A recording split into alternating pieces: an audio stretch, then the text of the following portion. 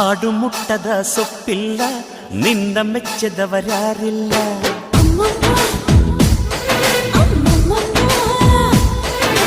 ಜೇನಿಗಿಂತ ಸಿಹಿ ಬೇರಿಲ್ಲ, ನಿನ್ನ ಮುದ್ದಿಗಿಂತ ಸಿಹಿ ಬೇಕಿಲ್ಲ.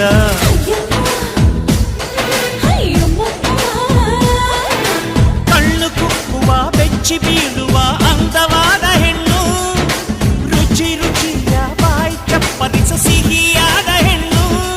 ಅಯ್ಯೋ ತಿಂದು ಬೇಗಿದರು ಆಸೆ ತೀರದ ಪಂಚಾಮೃತ ಇವಳು.